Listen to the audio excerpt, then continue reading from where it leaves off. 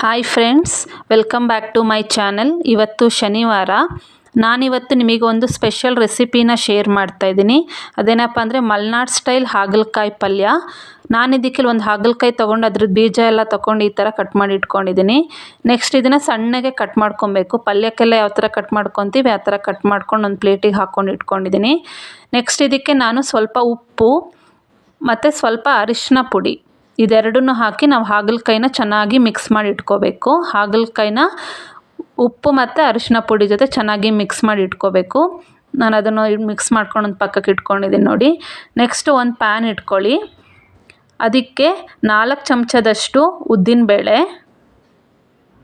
ಮತ್ತು 4 ಚಮಚದಷ್ಟು ಕಡಲೆಬೇಳೆ. ಉದ್ದಿನಬೇಳೆ ಮತ್ತು ಕಡಲೆಬೇಳೆನ 4 ಚಮಚ ಹಾಕ್ಕೊಳ್ಳಿ. ಅದಕ್ಕೆ ನಾವು ಸ್ವಲ್ಪ ಎಣ್ಣೆ, ನಾನಿಲ್ಲಿ ಕೊಬ್ಬರಿ ಎಣ್ಣೆ ಯೂಸ್ ಮಾಡ್ತಾಯಿದ್ದೀನಿ. ಕೊಬ್ಬರಿ ಎಣ್ಣೆ ಯೂಸ್ ಮಾಡ್ದಲೇ ಇದ್ದರೂ ನಾರ್ಮಲ್ ಬೇರೆ ಎಣ್ಣೆ ಹಾಕ್ಕೊಂಡು ಫ್ರೈ ಮಾಡ್ಕೋಬೋದು. ಎಣ್ಣೆ ಹಾಕ್ಕೊಂಡು ಚೆನ್ನಾಗಿ ಫ್ರೈ ಮಾಡ್ಕೋಬೇಕು. ಕಡಲೆಬೇಳೆ ಮತ್ತು ಉದ್ದಿನಬೇಳೆ ಎರಡೂ ಚೆನ್ನಾಗಿ ಫ್ರೈ ಆಗಬೇಕು. ನೋಡಿ, ಕಲರ್ ಚೇಂಜ್ ಆಗ್ತಾಯಿದೆ, ನಿಮಗೆ ಕಾಣಿಸ್ತಾ ಇದೆ ಅಲ್ವಾ? ಈ ಥರ ಫ್ರೈ ಆಗಬೇಕು. ನೆಕ್ಸ್ಟ್ ನಾನಿಲ್ಲಿ ಇದಕ್ಕೆ 1 ಸ್ಪೂನಷ್ಟು ಜೀರಿಗೆ, ಆಮೇಲೆ 1 ಸ್ಪೂನಷ್ಟು ಕೊತ್ತಂಬರಿ ಬೀಜ ಇದೆರಡನ್ನೂ ಆ್ಯಡ್ ಮಾಡ್ತಾಯಿದ್ದೀನಿ.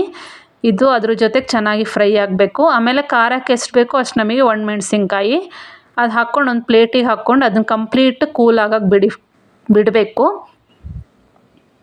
ನೆಕ್ಸ್ಟು ನಾನು ಅದೇ ಪ್ಯಾನಿಗೆ ಸ್ವಲ್ಪ ಎಣ್ಣೆ ಹಾಕ್ಕೊಂಡು ಅದಕ್ಕೆ ಸಾಸಿವೆ, ಜೀರಿಗೆ ಮತ್ತು ಉದ್ದಿನಬೇಳೆ, ಅರಿಶಿನ ಪುಡಿ ಅದಷ್ಟು ಫ್ರೈ ಆದಮೇಲೆ ನೆಕ್ಸ್ಟು ಕರಿಬೇವಿನ ಸೊಪ್ಪು ಮತ್ತು ಒಣಮೆಣ್ಸಿನ್ಕಾಯಿ ಇದಿಷ್ಟನ್ನು ಹಾಕ್ಕೊಂಡು ಎಣ್ಣೆಯಲ್ಲಿ ಫ್ರೈ ಮಾಡ್ಕೊಳ್ಳಿ. ಅದಾದಮೇಲೆ ಆವಾಗಲೇ ಕಟ್ ಮಾಡಿ ಇಟ್ಕೊಂಡಿದ್ವಲ್ಲ ಹಾಗಲಕಾಯಿ, ಅದನ್ನು ಇದ್ರ ಜೊತೆ ಹಾಕಿ ಚೆನ್ನಾಗಿ ಫ್ರೈ ಆಗಬೇಕು. ಎಣ್ಣೆಯಲ್ಲಿ ಸ್ವಲ್ಪ ಹೊತ್ತು ಫ್ರೈ ಮಾಡಿ. ಅದೇ ಥರ ಫ್ರೈ ಆದಮೇಲೆ ಅದಕ್ಕೆ ನಾವು ರುಚಿಗೆ ತಕ್ಕಷ್ಟು ಉಪ್ಪು ಹಾಕ್ಕೊಳ್ಳಿ. ಉಪ್ಪು ಹಾಕೊಂಡ್ಮೇಲೆ ಹುಣ್ಸೆಹಣ್ಣು ರಸ ಫಸ್ಟೇ ನೆನೆಸಿಟ್ಕೊಂಡಿರಬೇಕು. ಅದಕ್ಕೆ ಹುಣ್ಸೆಹಣ್ಣಿನ ರಸ, ಆಮೇಲೆ ಸ್ವಲ್ಪ ಬೆಲ್ಲ. ನಮ್ಮ ಕಡೆ ಮಲೆನಾಡು ಸ್ಟೈಲೆಲ್ಲ ಫ್ರೆಂಡ್ಸ್ ಸ್ವಲ್ಪ ಜಾಸ್ತಿ ಸ್ವೀಟ್ ಮಾಡ್ತಾರೆ. ನಿಮಗೆ ಅಷ್ಟೊಂದು ಸ್ವೀಟ್ ಬೇಡ ಅಂದರೆ ನಿಮಗೆ ಎಷ್ಟು ಬೇಕೋ ಅಷ್ಟು ಬೆಲ್ಲ ಹಾಕ್ಕೊಬೋದು. ಇದಿಷ್ಟನ್ನು ಚೆನ್ನಾಗಿ ಫ್ರೈ ಮಾಡಬೇಕು. ಅದು ಫುಲ್ಲು ಅಂದರೆ ನೀರು ಹಾಕಬಾರ್ದು ಫ್ರೆಂಡ್ಸ್, ಅದರಲ್ಲೇ ಡ್ರೈ ಆಗಬೇಕು ಪಲ್ಯ. ನೆಕ್ಸ್ಟ್ ನಾನು ಆವಾಗಲೇ ಮಸಾಲೆ ಪದಾರ್ಥ ತೋರಿಸಿದ್ನಲ್ಲ, ಅದಷ್ಟು ಈಗ ಪೌಡ್ರ್ ಮಾಡ್ಕೊಂಡು ಬರೋಣ. ಅದು ಯಾವ ರೀತಿ ಅಂದರೆ ಫುಲ್ ತರಿಯಾಗಿರಬೇಕು, ನೀರು ಹಾಕಬಾರ್ದು, ಡ್ರೈ ಪೌಡ್ರ್ ಮಾಡ್ಕೋಬೇಕು. ನಾನು ನಿಮಗೆ ತೋರಿಸ್ತೀನಿ ಯಾವ ಥರ ಇರಬೇಕು ಅಂತ. ನೋಡಿ, ನಾನು ಪೌಡ್ರ್ ಮಾಡ್ತಾಯಿದ್ದೀನಿ.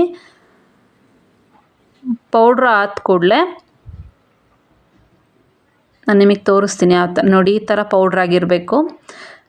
ಇಲ್ಲಿ ಹಾಗಲಕಾಯಿ ಪಲ್ಯ ಫುಲ್ಲು ಡ್ರೈ ಆಗಿ ಈ ಥರ ಫುಲ್ಲು ಕಂಪ್ಲೀಟ್ ಕೂಲಾಗಿರಬೇಕು. ನೀವು ಪೌಡ್ರ್ ಹಾಕೋಕ್ಕೆ ಮುಂಚೆ ಆ ಪಲ್ಯ ಕಂಪ್ಲೀಟ್ ಕೂಲಾಗಿರಬೇಕು. ಅಲ್ಲಿ ತನಕ ಪೌಡ್ರ್ ಹಾಕೋಕ್ಕೆ ಹೋಗಬಾರ್ದು, ಯಾಕೆಂದರೆ ನಿಮಗೆ ಕ್ರಿಸ್ಪಿ ಬರಲ್ಲ. ಆವಾಗ ಪೌಡ್ರ್ ಹಾಕಿದರೆ ಕಂಪ್ಲೀಟ್ ಕೂಲ್ ಆದಮೇಲೆ ಪೌಡ್ರ್ ಹಾಕಿದ್ರೆ ಕ್ರಿಸ್ಪಿಯಾಗಿ ಚೆನ್ನಾಗಿರುತ್ತೆ ಪಲ್ಯ ತಿನ್ನೋಕ್ಕೆ.